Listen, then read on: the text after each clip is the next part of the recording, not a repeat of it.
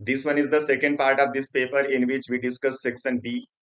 Section B में यहाँ पे कुल 5 प्रॉब्लम्स हैं। तो इनके आंसर क्या होंगे, चलिए जल्दी जल्दी हम लोग देख लेते हैं। तो ये स्टार्ट होगा क्वेश्चन नंबर 17 से।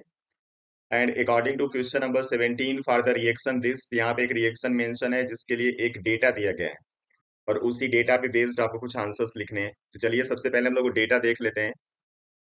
तो यहाँ पे ये डेटा दिया गया है और जिसमें आपसे दो प्रॉब्लम किया गया है, जिसमें पहला है calculate the value of rate constant and specify its unit. दूसरा है what is the initial rate of disappearance of Cl2 in experiment number 4। Experiment number 4 में यहाँ पे जो डिसअपियरेंस ऑफ क्लोरीन है वो मिसिंग है, तो ये बताना है। इसके अलावा आपको बताना है रेट कांस्टेंट की वैल्यू और उसका यूनिट बताना है। ठीक है। अब आप जानते हैं कि जब कहीं पे भी आप रेट लिखते हो किसी रिएक्शन के लिए तो आपको लिखना पड़ता है रेट कांस्टेंट, और कंसंट्रेशन यहाँ पे प्रोडक्ट का लिखते हो और उसके पावर ये यहाँ पे कुछ वैल्यू होती तो उसको लिखते हो। ठीक है, यही आपको करना होता है। तो जब आप रेट कांस्टेंट बताने जाओगे तो यहाँ पे कंसंट्रेशन चाहिए और साथ में ये वैल्यू भी चाहिए, और ये वैल्यू रिप्रेजेंट करता है ऑर्डर को। इसलिए सबसे पहले आपको यहाँ पे ऑर्डर बताना पड़ेगा। ठीक है, चलिए हम लोग सबसे पहले इसका ऑर्डर कैलकुलेट करेंगे, फिर ये आंसर आसानी से हो जाएंगे। तो चलिए सबसे पहले हम लोग यहाँ पे एक हाइपोथेटिकल रेट एक्सप्रेशन लिख लेते हैं।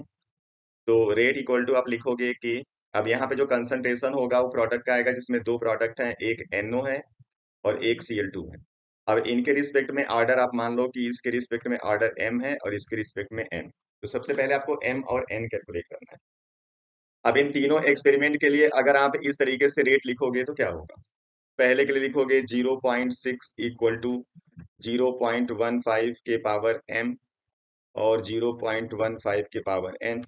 ऐसे दूसरा लिखोगे 1.2 इक्वल टू 0.15 के पावर M और 0.30 के पावर N। तभी इन्हीं दोनों को हम लोग सॉल्व कर लेते हैं, कर देते हैं इसका रेशियो।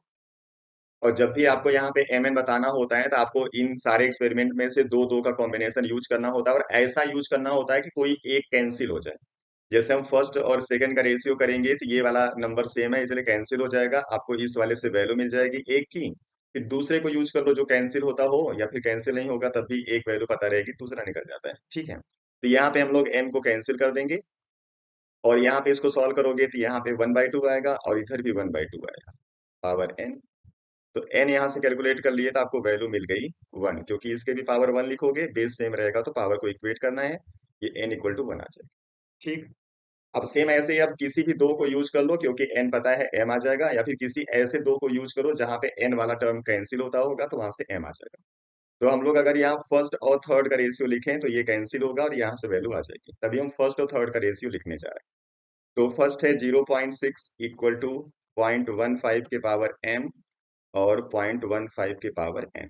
अब यहाँ से थर्ड वाला लिखोगे तो यहाँ पे आपको लिखना पड़ेगा 2.40 और इक्वल टू हो जाएगा 0.30 के पावर M और 0.15 के पावर N। अब यहाँ पे भी रेशियो कर देते हैं, ये आपका N वाला टर्म कैंसिल हो गया।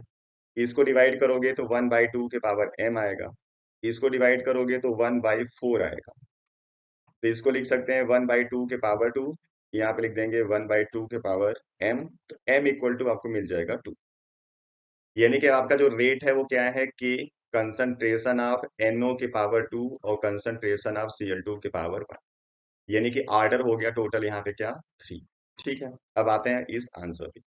Calculate the value of rate constant and specify its unit. तो चलिए यहाँ पे अब के बताना है। किसी भी आप एक्सपेरिमेंट को यूज करो, वहां से आप रेट कांस्टेंट बता सकते हो। तो हम लोग पहला यहाँ पे रिलेशन यूज कर रहे हैं।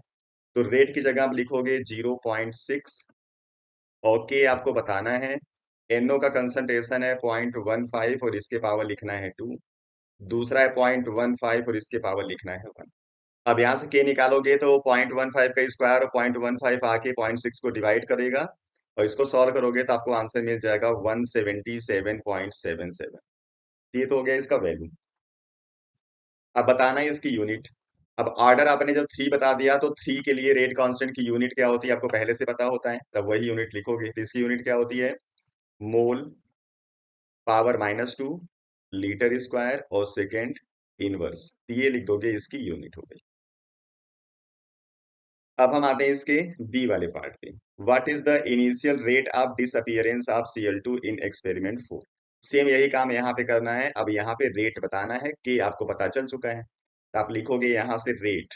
तो रेट कांस्टेंट आपको पता है 177.77 मल्टीप्लाई 0.25 के पावर आपको 2 करना है और 0.25 का मल्टीप्लाई और करना है। इसको मल्टीप्लाई कर दो। इसको जब आप मल्टीप्लाई करोगे तो आपको आंसर मिल जाएगा 2.77। तो लिख देना 2.77। और ये आपका रेट है। रेट की यूनिट हमेशा फिक्स रहती है मोल पर लीटर सेकेंड इनवर्स। ये इसका आंसर हो जाएगा। तो चलिए क्वेश्चन नंबर 18 पे चलते हैं हम लोग। Calculate the amount of KCl which must be added to 1 kg of water so that the freezing point is depressed by 2 Kelvin। KF की वैल्यू दे रखा है। तो चलिए यहाँ पे आप लोग रिलेशन लिखोगे delta TF equal to KF into WB into 1000 by MB into WA। ठीक है, अब आपको WB बताना है।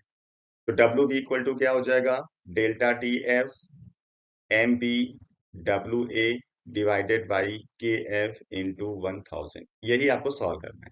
तो चलिए फटाफट वैल्यू यूज कर लो। डेल्टा TF की वैल्यू 2 दिया हुआ है। MB molar mass of the solute लिखना होगा, तो K का 39, इसका लिखोगे 35.5। तो 0.547 74.5 हो गया। WA यहाँ पे 1 kg दिया हुआ है। जब इसको kg में लिखोगे तो 1000 कैंसिल हो जाएगा। या तो 1000 कैंसिल कर दो या फिर 1000 ही लिख दो, बात एक ही है, यहाँ पे फर्क नहीं पड़ता। KF की वैल्यू है 1.86। बस इसी को सॉल्व कर देना है। इसको जब आप सॉल्व कर दोगे तो आंसर आ जाएगा 80.1 ग्राम। तो इतना ग्राम आपको सॉल्यूट ऐड करना पड़ेगा। चलिए question number 19। Give a chemical test to distinguish between C2H5Br and C6H5Br। यानी एक में जो ब्रोमीन है वो एल्काइल ग्रुप पे लगा हुआ है और एक में बेंजीन पे लगा हुआ है। ठीक है, तो यहाँ पे इन दोनों का डायरेक्ट कोई रिएक्शन तो नहीं है, लेकिन आप इनको डिस्टिंग्विश कर सकते हो। 2 स्टेप का एक रिएक्शन होता है उससे। तो कैसे करेंगे, सबसे पहले आप क्या कर दोगे, इन दोनों का हाइड्रोलिसिस कर दोगे, मतलब कि वाटर से ट्रीटमेंट इन एसिडिक मीडियम। तो जो C6H5Br है वो कन्वर्ट हो जाता है फिनॉल में। ठीक है, तो यहाँ पे हम लोग बना देंगे फिनॉल। ये भी सेम ऐसे ही बना लेगा एल्कोहल। ठीक है, यहाँ तक की कहानी तो दोनों में सेम। उसके बाद हम लोग कर देंगे दोनों का नाइट्रेशन। तो ये तो नाइट्रेशन शो करता नहीं है, और जब इसका नाइट्रेशन आप करोगे कंसंट्रेट HNO3 यूज करोगे एलॉन्ग विद कंसंट्रेट H2SO4। तो ये फिनाल है, इसलिए यहाँ पे क्या होता है, ट्राई सब्स्टिट्यूटेड प्रोडक्ट आपको मिलता है। और ट्राई सब्स्टिट्यूटेड प्रोडक्ट में मिलेगा क्या, फिनाल में आर्थो पैरा सारे पोजीशन पे नाइट्रो ग्रुप अटैच हो जाता है। ठीक है, तो इस तरीके से आपको एक प्रोडक्ट मिलेगा जिसको हम लोग बोलते हैं ट्राई नाइट्रोफिनॉल। और इसी ट्राई नाइट्रोफिनॉल को हम लोग पिक्रिक एसिड भी बोलते हैं। और जो पिक्रिक एसिड है ये येलो कलर का होता है। तो इसी कलर से आप आइडेंटिफाई कर लोगे कि इसमें कौन आपका ब्रोमोबेंजीन है। तो यहाँ पे आपको स्टेटमेंट में क्या लिखना पड़ेगा कि जो ब्रोमोबेंजीन है it can be distinguished from alkyl bromide bye treatment of this with water followed by the nitration. After nitration it give yellow coloured compound that is picric acid. ये वाला रिएक्शन शो नहीं करेगा। इसका B part है out of this and this which one will give SN1 faster and work. अब SN1 के लिए आपने ऑर्डर पढ़ा हुआ है 3 डिग्री 2 डिग्री 1 डिग्री होता है। ठीक है, लेकिन यहाँ पे जब आप चेक करोगे तो दोनों का जो डिग्री है वो है 2 डिग्री। ठीक है, तो अब डिग्री वाला हिसाब तो खत्म हो गया। अब यहाँ पे कुछ दूसरा आपको चेक करना पड़ेगा। तो अब हम लोग आते हैं कार्बोकैटायन की स्टेबिलिटी के ऊपर, क्योंकि जो SN1 रिएक्शन है वो कार्बोकैटायन के फॉर्मेशन के थ्रू प्रोसीड होता है।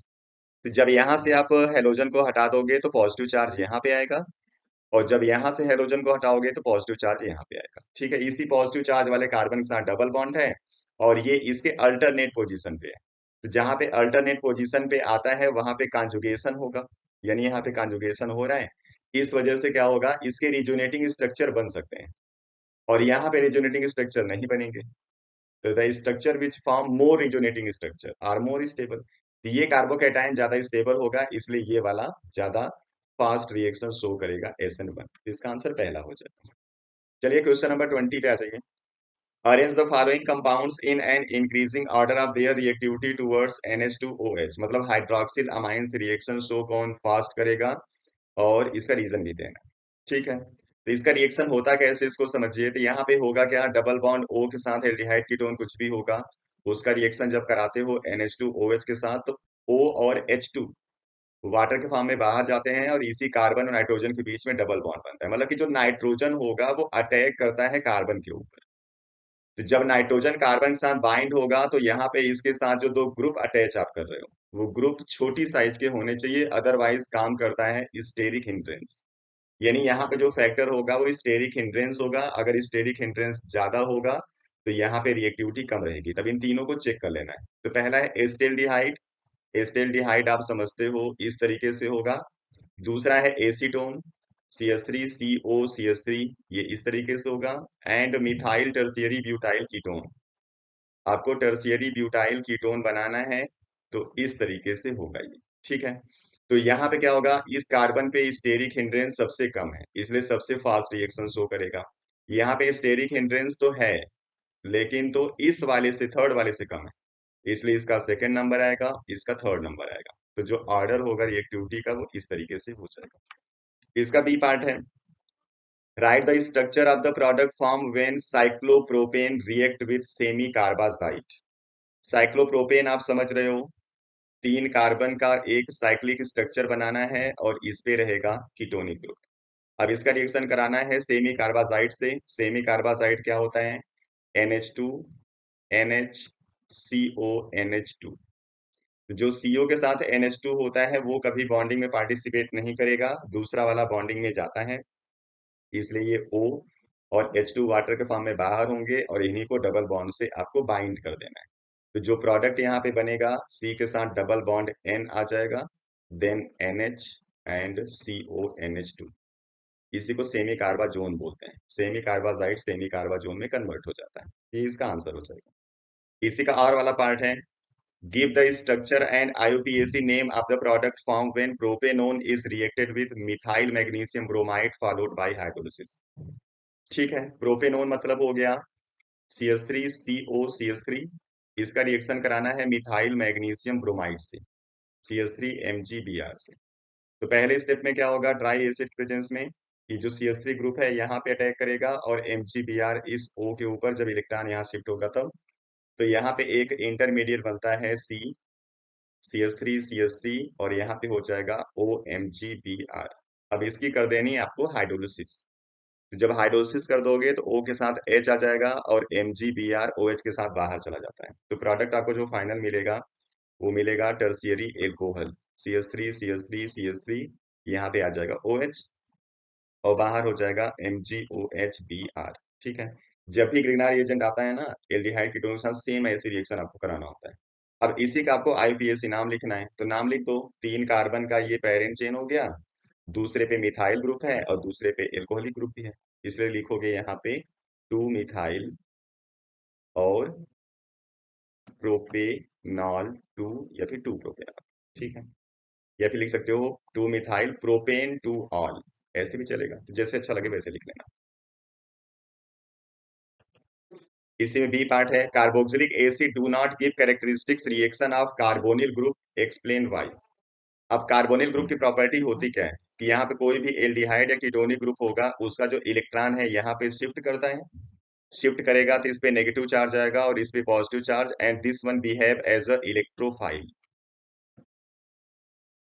ठीक है, तो कोई भी न्यूक्लियोफाइल होता है अगर उसको अटैक करना होगा तो इस कार्बन पे अटैक करेगा, इसको कहीं पे अटैक करना है तो ये इलेक्ट्रोफाइल की तरह कार्बन बिहेव करेगा। ठीक है, अब हम आते हैं एसिड के ऊपर जहां पे जो ग्रुप है वो इस तरीके से है। अब यहाँ पे जब इलेक्ट्रॉन इधर शिफ्ट होता है तो इस पे आता है पॉजिटिव चार्ज, नो डाउट, जैसे यहाँ पे आ रहा था। लेकिन जो ऑक्सीजन के पास लोन पेयर होता है, अब वो लोन पेयर इधर शिफ्ट हो जाता है और शिफ्ट होके इसके पॉजिटिव चार्ज को कर देता है कैंसिल। यानी कि जो इसका इलेक्ट्रोफिलिक नेचर है वो इलेक्ट्रोफिलिक नेचर एल्डिहाइड और कीटोन में तो होता है लेकिन एसिड में नहीं होता। That's why no any nucleophile attack easily into the acid, but nucleophile easily attack on aldehyde and ketone, इसलिए इसका जो रिएक्शन होता है वो कार्बोनिल ग्रुप जैसा नहीं होता। ये इसका रीजन है। रीजन में आप लिख देना कि जो कार्बन होता है वो इलेक्ट्रोफाइल की तरह बिहेव एसिड में नहीं करता और एल्डिहाइड कीटोन में करता है। क्वेश्चन नंबर 21 है, name 2 pyrimidine base in RNA। अब जो हमारा DNA RNA है उसके अंदर बेस जो होते हैं वो 2 कैटेगरी के होते हैं, प्यूरिन कैटेगरी के होते हैं और pyrimidine कैटेगरी के होते हैं। तो जो प्यूरिन वाले हैं उसमें एडेनिन और ग्वानिन आता है, पिरिमिडिन में थाइमिन, साइटोसिन और यूरेसिल आता है। तो इसमें से कौन सा दो आरएनए में होता है वो आपसे पूछ रहा है। तो आप जानते हैं कि जो थाइमिन होता है उसी थाइमिन की जगह पे यूरेसिल होता है आरएनए में। साइटोसिन, एडेनिन, ग्वानिन तो सब में होता है। तो आरएनए में दो जो बेस होंगे पिरिमिडिन वाले, एक साइटोसिन होगा और एक यूरेसिल होगा। तो ये दो आंसर आपको लिख देना है। इसी का बी पार्ट है, give a reaction of glucose that indicate that the carbonyl group is present as aldehydic group in the open chain structure of glucose. तो जब ग्लूकोज का रिएक्शन आप कराते हो ब्रोमीन वाटर के साथ, तो ब्रोमीन वाटर से रिएक्शन कराने के बाद होता क्या है, ये कन्वर्ट हो जाता है ग्लूकोनिक एसिड में। अब ग्लूकोनिक एसिड में कन्वर्ट होना इंडिकेट करता है कि ये एल्डिहाइडिक ग्रुप था। क्यों? क्योंकि जो ब्रोमीन वाटर है ये एक माइल्ड ऑक्सीडाइजिंग एजेंट है, और माइल्ड ऑक्सीडाइजिंग एजेंट किसी भी एल्डिहाइड कीटोन में केवल एल्डिहाइड को एसिड में कन्वर्ट कर पाता है, कीटोन के साथ रिएक्शन शो नहीं करता। यहाँ पे जो ग्लूकोनिक एसिड बनता है वहां पे टर्मिनल पे COOH आता है, जो इंडिकेट करता है कि यहाँ पे एल्डिहाइडिक ग्रुप पहले प्रेजेंट था। तब लिख दोगे reaction of bromine water indicate that the aldehydic group is present into the glucose. ठीक है, तो ये हो गया complete section B. Section C के साथ हम लोग नेक्स्ट पार्ट में फिर आएंगे। तब तक आप लोग अपना ख्याल रखिए, पढ़ते रहिए। जितने भी प्रॉब्लम्स यहाँ पे आपको मिल रहे हैं बस इन्हीं की प्रैक्टिस करते रहिए, आपके अच्छे नंबर आ जाएंगे बोर्ड में। बस इन्हीं के अकॉर्डिंग आपको पढ़ते रहना है। चलिए मिलते हैं नेक्स्ट वीडियो में। Thank you.